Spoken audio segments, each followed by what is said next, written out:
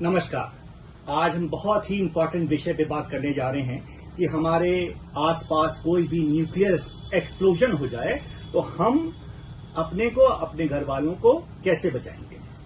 तो सबसे पहले ये जान लें कि एक बंकर अपने घर में कैसे क्रिएट कर सकते हैं। सब लोग कहते हैं कि बंकर में चले जाना चाहिए, तो हमारे यहाँ घर में तो बंकर तो है नहीं, तो हम पहले से ही अपने घर में बंकर का इंतजाम करने जा रहे हैं। कैसे?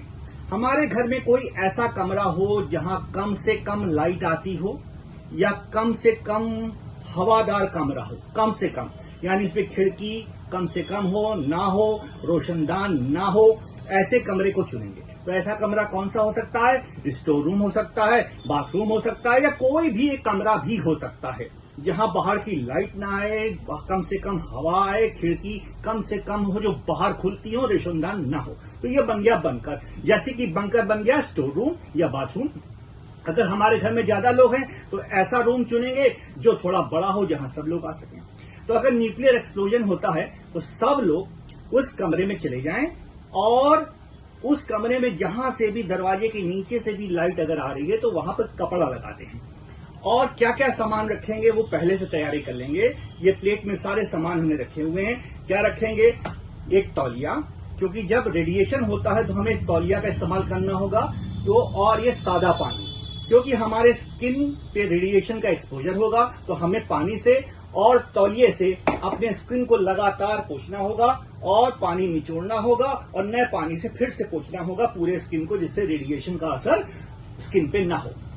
सबसे ज्यादा जो रेडिएशन का असर होता है वो आंखों पे हो सकता है, तो हम ये लेड ग्लासेस ले लेंगे।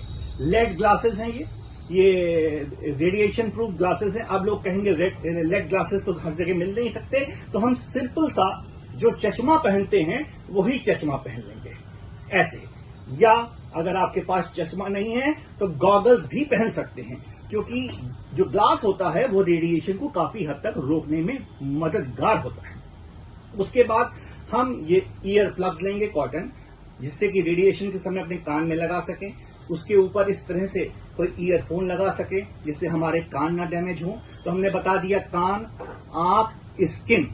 और खाने पीने का सामान भी रखेंगे, जैसे ग्लूकोज का बिस्कुट रख लिया और माचिस रख ली क्योंकि अंधेरा होगा, मोमबत्ती रख ली या टॉर्च रख ली। टॉर्च तो सबके पास है। और सबसे इंपॉर्टेंट, अपना फोन रखें कि आज के जमाने में जो रेडियो भी है, टेलीविजन भी है और हमारे देश की जो सही एजेंसी है उसके संपर्क में रहेंगे और सही जानकारी प्राप्त करते रहेंगे। इसके अलावा जो सबसे इंपॉर्टेंट है कि कौन सी दवाई रखनी है, कौन सी दवाई खानी है अपने को बचाने के लिए।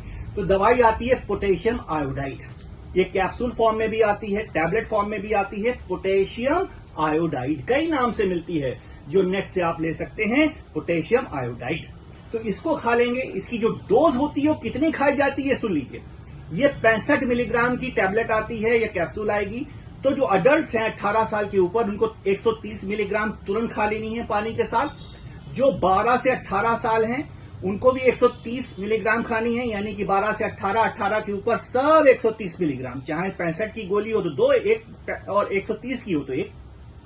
12 साल और 5 साल के बीच में जो बच्चे हैं उनको 65 मिलीग्राम की टैबलेट खानी है या कैप्सूल खानी है। अब जो छोटे नवजात शिशु हैं उनको भी देना होगा पोटेशियम आयोडाइड ड्रॉप्स या सिरप के फॉर्म में। यानी कि अगर जस्ट बॉर्न बेबी है या 1 महीने का बेबी है तो 8 बूंद पोटेशियम आयोडाइड पिला देनी होगी। पोटेशियम आयोडाइड क्या कर रहा है कि हम जैसे ही खाते पीते हैं इसको, तो ये एक लेयर बना लेता है हमारे गले में और थायराइड को एक्सपोजर से बचाता है, क्योंकि सबसे सेंसिटिव जो ऑर्गन जो डैमेज होने जा रहा है, जो भविष्य में कैंसर करने जा रहा है, वो है थायराइड कैंसर। और इसको हम बचाएंगे। पोटेशियम आयोडाइड एक लेयर बना लेगी और बाहर का रेडिएशन का असर नहीं होगा, हम रेडिएशन से बच सकते हैं। तो इस तरह से ये सारा का सेवन करेंगे और अपने को बचाएंगे और अपनी सरकार का साथ देंगे। फिर वही बात, prevention is better than cure. तो हमने किया प्रिवेंशन। और सदा आप लोग स्वस्थ रहें, सेफ रहें, दीर्घायु को प्राप्त करें और देश की सेवा करते रहें। जय हिंद, नमस्कार।